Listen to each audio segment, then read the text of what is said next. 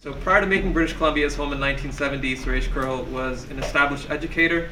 His academic career led him from India to the UK, the US, and finally to the University of British Columbia's Department of Asian Studies. In 1974, with opportunities waiting for Suresh in his country of birth, he elected instead to put down roots in Canada. In 2008, Suresh retired as member of the National Parole Board. In addition, he's worked all his life as a community builder and cross-cultural ambassador. So, take it away. Thank you. Thank you very much for the introduction and opportunity. When I look at this heading here in this booklet, Balance and Country Built on Diversity, the word balance reminded me of my childhood. My art teacher, whenever I drew a picture, he always either gave me good or fair. He never gave me bad. So what I'm going to do here is talk about values and practices. And value is such a value-laden term. Economic value, scientific value, security value, social value, religious value. So it becomes a kind of a hodgepodge. And it will be very difficult to define it in one single sentence definition. But I'll start from my essay, and it is a two-part essay. I don't think I would have time to talk about the second part, the following part. So this part is based on practices only. Immigrants come to Canada from all over the world, lugging their inseparables, their past, present, and future ambitions, their culture, traditions, practices, habits, and languages.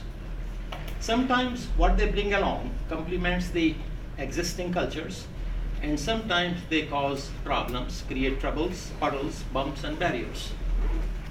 Before I venture into offering my opinion on how to grease the wheels of our diversity train to smoothen our mutual journey, I would like to share with you two sets of facts I have lived by over my life.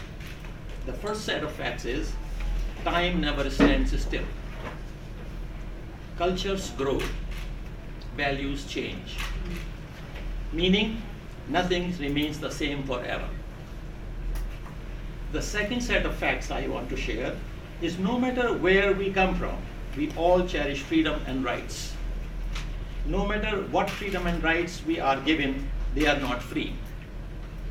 The price for all the freedoms and rights we avail, we pay through the commitment we make and responsibilities we fulfill. So nothing is free.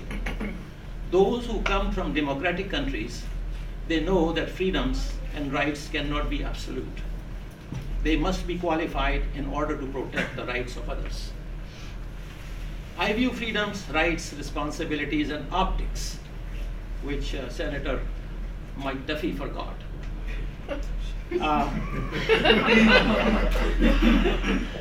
As our karmic carriage, it moves us through the congested streets of living together harmoniously.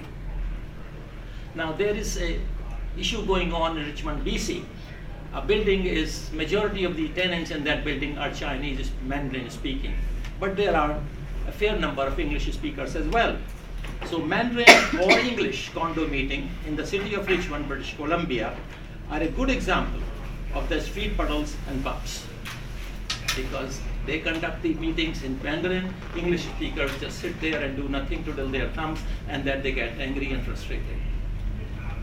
In a nutshell, our karma qualifies the degree of our freedoms and rights in a democratic society. Our karma forms our destiny. Now it might sound very philosophical to you, but I assure you it's downright mundane, this very worldly. That said, most important task before us is to define what kind of country we want Canada to be. To do that, we will have to define those values to design our blueprint for the type of Canada we want. There are several values that are foreign to Canadians, Canadian culture. There is red flags and yellow flags. This is how I put in the color like traffic lights. I'm going to give you some examples of red flag practices. honor killing. Since I have come to Canada, there have been 15 cases of honor killings in this country. I will give you examples of 2 honor killings. In 2008, Pir Khairi butchered his wife. And then he walked into the police station and saying, I don't know anything about your laws. And he was arrested, of course, and tried everything. In 2009, you might remember what happened in Kingston, Ontario. The Shafia sisters, Zainab, Sahar, and Geeti, were found dead in a submerged car along with their father's first wife, Rona Muhammad. The sisters' parents, Muhammad Shafia, their mother, Toba Yaya, and 21-year-old brother, Hamid, were each found guilty of 4 counts of first-degree murder. Now, this is a red flag practice. Canada will never accept them, non-negotiable. Now, in this incident, there's something else hidden. Mr. Shafia brought his first wife, Rona Muhammad, who was one of the victims, as his cousin to Canada, to look after the children of his second wife. The second red flag, no, third actually, child marriage. As per the criminal code, marriage under 16 is red flag practice in Canada. Now the question arises, should a 14-year-old married girl who migrates be viewed as a child or as a spouse? This issue has put European governments in a spin, forcing a policy U-turn. Egypt, Denmark, Netherlands, and Germany, they're all debating on it. Red flag 4, female genital mutilation. There are 29 countries in this world. For example, Benin, Burkina Faso, Cameroon, Central African Republic, Chad, Egypt, Ethiopia, etc., etc. They still, today, they practice female genital mutilation. In Canada, it is a red flag. I cannot help but ponder. These countries can divorce an abusive spouse by repeating the word talaq 3 times. But they cannot divorce this brutal practice. And what shocks me most when I read about it, that this tradition is kept alive by women, for women, by women on women, for men. Why? 1 minute. Divorce. A divorce obtained under the Islamic Sharia law does not equal a divorce under the Divorce Act in Canada. India and Indonesia has the most Muslim population. The forward-thinking Indian women have recently taken the Islamic associations to the Supreme Court of India to do away with this practice. They find it blatantly gender discriminatory and against the dignity. Child abuse. Some cultures allow physical punishment as a form of child abuse, as a form of discipline. In Canada, it is child abuse. I have personally removed several children from parental guardianship because they were being abused sexually, physically, and emotionally. One last one, political baggage. Canada cannot be used as a launching pad to allow immigrants achieve their smuggled political agenda. IRA sympathizers are raising funds for IRA in Canada. That's a political agenda. Air India tragedy, the biggest mass murder, that was because of a political agenda. Thank you very much. And I will leave it there. All right, thank you. And our next panelist will be Shari Goldberg. Shari has a PhD in religion from the University of Toronto. Her academic work explores feminist approaches to Jewish and Islamic texts and contemporary text-based collaboration between Jewish and Muslim women. Her other research interests include Jewish and Islamic law, Canadian public policy and religious accommodation, diversity and conflict mediation, and interfaith activism. Shari has taught numerous courses and facilitated many workshops on gender, diversity, and religiosity in both community-based and academic settings, including Huron College and the University of Toronto. All her work seeks to encourage nuanced dialogue about religious identities and how these intersect with our political, civic, and ethno-cultural commitments. Sorry about that. Go ahead. Great, thank you. So first of all, I just wanted to thank Sir Nathan, who I don't think is in the room, and the Canadian Race Relations Foundation for inviting me to be part of this really interesting and really important conversation with Suresh, Gurpreet, and Raja. So I'm going to take us in a slightly different direction, I think, but I think that's why it's good to have multiple panelists. So I think Gurpreet in his opening kind of outlined some of the challenges I think that are presented by bringing issues of competing rights to the courts. Court system is by its very nature adversarial. You end up with a winner and a loser. I'm not going to get into details around this, but Richard Moon, who's in the next room, actually has written extensively about some of the risks that different identity groups take on when they sort of make an identity claim to the courts. You end up with very centralized notions of identity that may not necessarily make room for all of the variations that exist within a group, and you often get the most conservative elements of a particular group being presented to the court. So I'm not going to get into those today, but I just wanted to point that that's one of the challenges. Instead, what I'd like to kind of raise, and I think that the very questions raised by this panel are the courts the best place for these competing rights situations to be dealt with? And I'm wondering if maybe some of this should be dealt with in the community. And the reason that I raise this is because the Ontario Human Rights Commission actually has a policy on competing rights, and my sense is that this is part of what is being suggested by this policy, that really it's meant to help workplaces, schools, and other community-based organizations deal with issues of competing rights in a way that allows for the best possible solution for all parties, so that these situations might be resolved before they need to be adjudicated and clog up our court systems. Now, this is a really sophisticated policy that can be helpful if it's properly implemented, but it still requires a really in-depth amount of legal knowledge and expertise that I don't think a lot of organizations actually have. I would also say that asking individual schools, workplaces, and organizations to resolve these issues independently does take away some of the important oversight mechanisms that a court process would provide. Also, a public court process raises important questions about systemic biases and barriers in our public institutions that may otherwise be seen as value neutral, and provides a vehicle for setting precedents and possibly initiating widespread change that you may not get with piecemeal community-based solutions to systemic problems.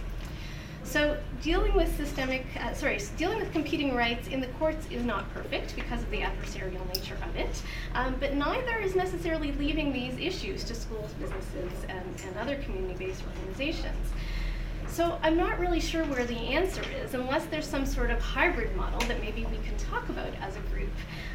But I do think that there are also larger questions about what role the court plays and what role communities play in trying to mitigate these issues. So to help us think through the relationship between the courts and the diverse communities that they are meant to serve, I wanted to examine two situations involving competing claims of religious freedom and gender equity. And I bring forward these two particular grounds on freedom of religion and gender equity, not because they're the most frequent instances of competing rights, but they're the ones that seem to make the most noise. Just to give you a frame of comparison, in the Ontario Human Rights Commission report on CRE that came out in 2013, they identified that in the 2010-2011 year, of the cases that were brought forward to the tribunal, only 6% involved religion as a grounds. And this is compared to the issue of disability, which involved 53% of cases before the tribunal involved disability claims. So again, just to give you a sense of the scope of this, right?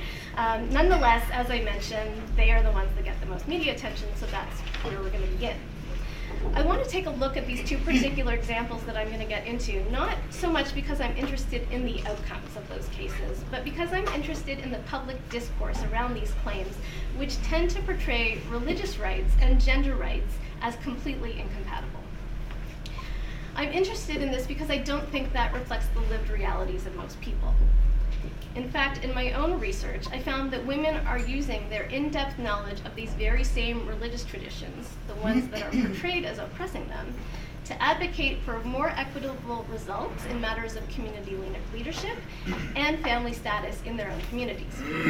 So this indicates already that there are other models and ongoing negotiations about how gender identities and religious identities intersect, particularly in Muslim and Jewish communities, and that these are quite different from those suggested by these more dramatic instances of competing rights claims where freedom of religion and gender equality clash. So the first case I'm going to look at is Brooker v. Markowitz, which came before the Supreme Court. And this involved a man's refusal to give his wife a Jewish religious divorce known as a get. The other instance I'm going to look at involves a policy decision by the Ontario government to prohibit arbitration of family law issues, such as the division of matrimonial property and custody, using laws other than the laws of Canada, including religious laws. So in Brooker versus Markowitz, Stephanie Brooker was denied a religious divorce by her husband for 15 years, despite the couple having signed an agreement which included a clause that the couple agreed to appear before rabbinical authorities to obtain a religious divorce after granting a civil divorce. Brooker argued that her husband's refusal to appear before the rabbis upon the granting of the civil divorce constituted a breach of contract, and she sought compensation for the losses she suffered as a result of not being able to remarry within her faith.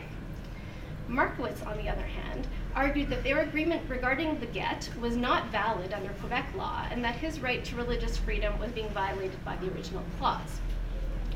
While the lower courts, or the dissenting opinion in this case, did not cite gender discrimination and really preferred to deal with the question of whether the original clause was justiciable or capable of being decided by a courts given its religious nature, Justice Rosa Liabella felt confident, based on her own understanding of Jewish law, that Mr. Markowitz's refusal to offer Ms. Brooker a religious divorce was inconsistent with public conceptions of equality. As she said, any impairment to the husband's religious freedom is significantly outweighed by the harm both to the wife personally and to the public's interest in protecting fundamental values such as equality rights and autonomous choice in marriage and divorce. Justice Abella remained unconvinced that there was a compelling religious reason for Markowitz's refusal to give a religious divorce, and made her ruling based on that understanding that equality issues were really at stake here. And this dichotomy that she presents was really reinforced in a lot of the media at the time, that sort of defined this as a case being about sexual unfairness and discrimination that is implicit in religious divorce. Similarly, we saw in the 2005 Ontario arbitration debate that many of you may remember, there were fears about gender discrimination, and this resulted in certain decisions being made to prevent the arbitration of family law matters using religious principles. Although the Arbitration Act had actually been in place since 1991 and had been used by religious communities for family law issues for some time, the Act came under public scrutiny when a Muslim lawyer announced his intentions to set up a so-called Sharia court for adjudicating family law matters. While most Muslims and Jews use the secular court system to resolve their family law matters, several women's groups and civil rights groups rightly feared that women would be coerced into private religious settlements that would offer them inequitable settlements without even knowing what their options were. After a public consultation process, the government decided to amend the Arbitration Act and asserted that family arbitrations based on non-Canadian law and principles, including religious principles, would have no legal effect and would not be enforceable by the courts. As part of the rationale cited in a government news release at the time, it was explained that these challenges come to, quote, ensure the safety of women and children in Ontario, end quote. Now, much of the public debate around this unleashed virulent Islamophobia, with people shouting that women would be stoned in the streets and that essentially the barbarians were at the gates. But equally concerning is the way that policy decisions made by the McGuinty government at the time also framed religious rights and women's rights as being irreconcilable. And I do remember people at the time often asking me, which side are you on, the women's rights side or the side of religious arbitration, as if these two things could never ever be reconciled. But to go back to my original question, what role does the court play, and what role do religious communities play in trying to mitigate some of these issues? Oftentimes, issues that are brought forward to the court indicate an inability of the religious communities to resolve the problem. So in the case of religious divorce, or the allowance of inequitable family law settlements under certain religious legal regimes, the courts intervened because there were concerns that women would be disadvantaged and that the most conservative interpretation of these religious laws would prevail. But with courts and legislators getting involved in this way, it actually absolves the communities from having difficult conversations about adapting practices to make room for more equitable possibilities for all of its community members, and it drives some of these practices underground, making women even more marginalized. Conversely, it may also leave women who subscribe to more conservative doctrines and who take their religious commitments seriously, feeling alienated by the state that has taken away what they see to be their religious obligation. So I think I'll leave things there, and I'll look forward to seeing if others have thoughts on this relationship between the courts and communities and how we might work together to change the public discourse about religious rights and gender equality so that it is a more nuanced conversation.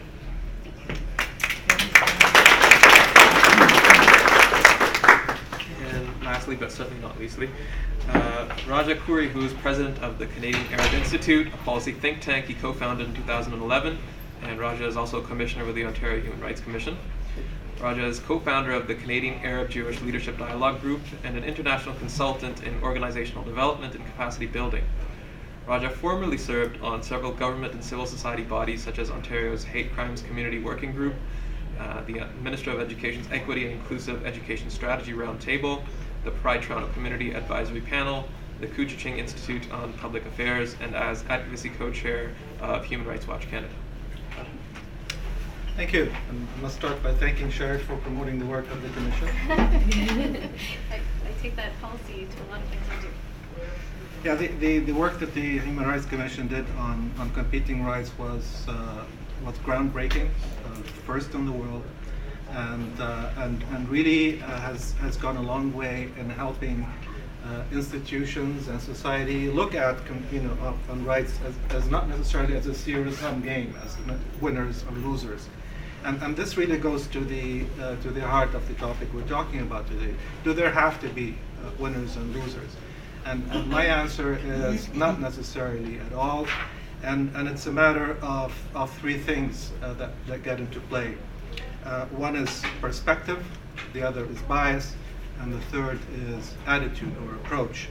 But before I get into that, and I know I'm going to forget if I don't do this now, I need to make an announcement. There's a film showing at 4:45, and Donna from the NFB in the back would have killed me if I didn't say this.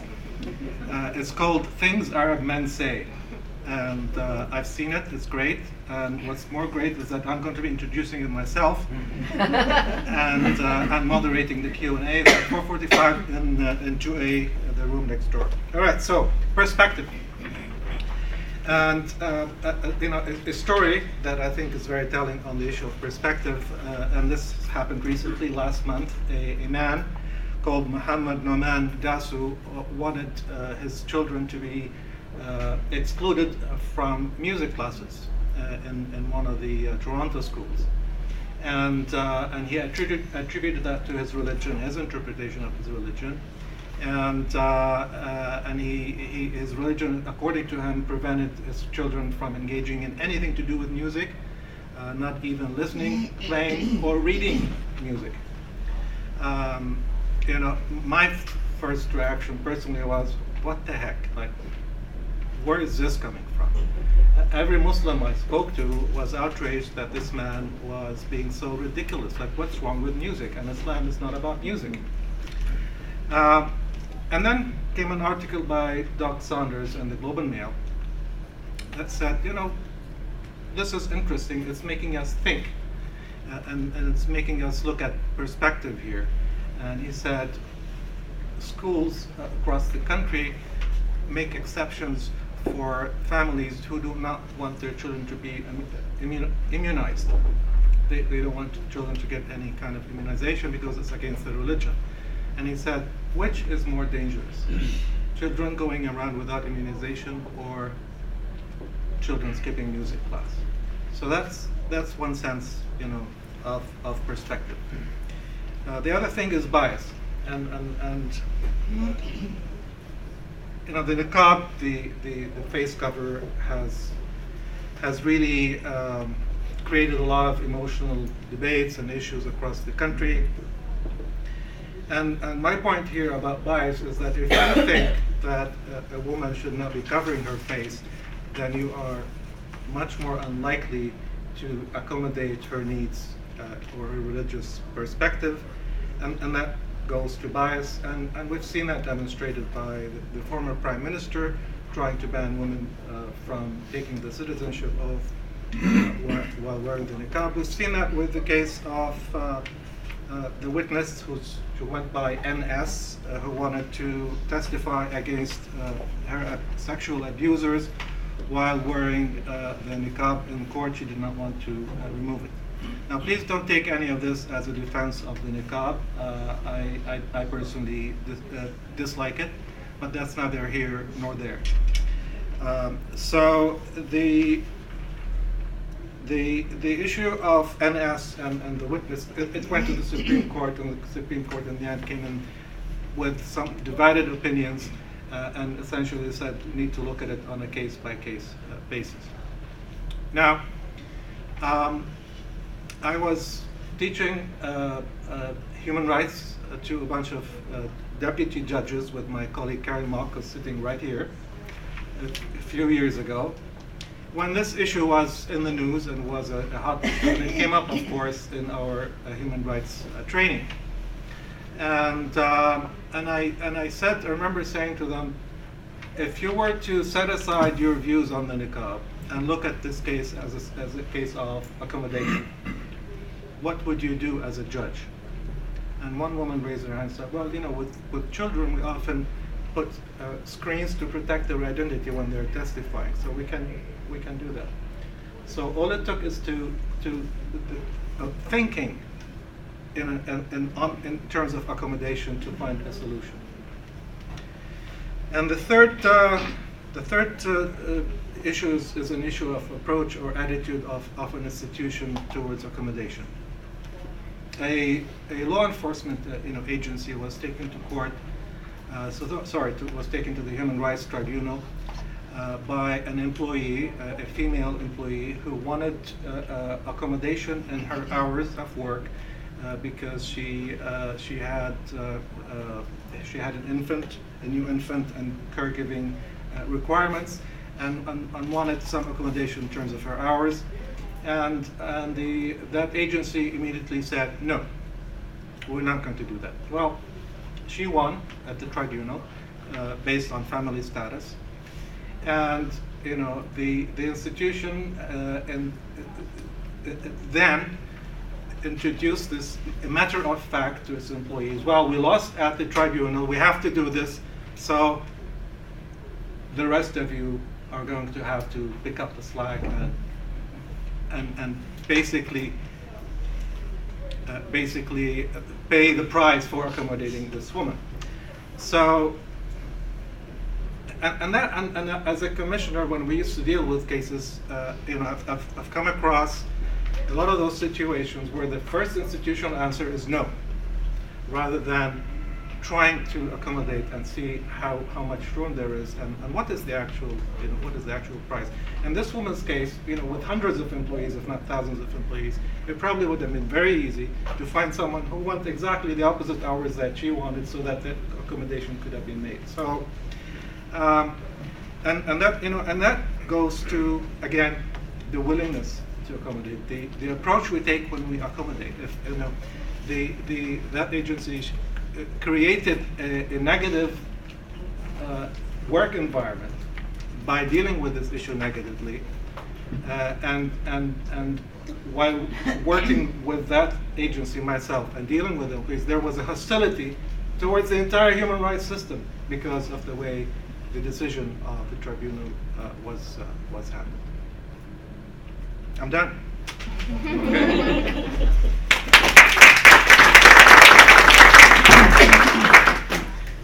So before I open it up to the audience, I've got a couple of questions that have come to my mind. I was hoping each of you could comment briefly, a minute, maximum 2 minutes on both. Clearly there's a large number of people in our society that feel that not enough is being done by recent immigrants or minorities to become Canadian or adopt Canadian values. Canadian values have been identified as an issue even by our politicians in our last campaign, and we see it in the Conservative campaign. Is this an actual problem? And if it is, with respect to immigrants and minorities not doing enough, what can we do to combat it, or what should be done to encourage further assimilation or further adaptation of these values? And if it's not an actual problem, then what's fueling this sentiment? Because it's definitely shared by a large segment of our population. So I'll start with the far end. I believe integration is not a government issue. I may be wrong, but it is an individual's issue. It is my issue, it's your issue. What do you want to do? How much you can do? The government has a responsibility, but that responsibility has to be fulfilled before the person comes into the country. Tell them what your values are, what is a yes and what is a no, what is a yellow flag and what is a red flag. When they sign an application, when they are interviewed, they should be educated about these things. Once they are here, then I think the lot of responsibility falls on the neighbor, the communities who are welcoming those new immigrants, and they should extend a helping hand to them. Recently, actually 4 years ago, we Hindus celebrate Diwali. That's coming up next week. And I was sitting in a Hindu temple next to the mayor. He was going to make a speech. I was going to make a speech. And I told him at that time, just nudged him, look, this is a Hindu festival being celebrated for Hindus in a Hindu temple. What's the big deal? We have been doing it for thousands of years. Why don't we bring it out in the community? Why don't we rename it rather than calling it Diwali, which literally means the festival of lights? So let's call it a festival of lights. Because when you say Diwali or something else, it's very Hindu. When you say the festival of lights, it immediately becomes a public festival. Secondly, this is winter time, long dark nights. Light is required to expel the literal darkness, the spiritual darkness, the intellectual darkness.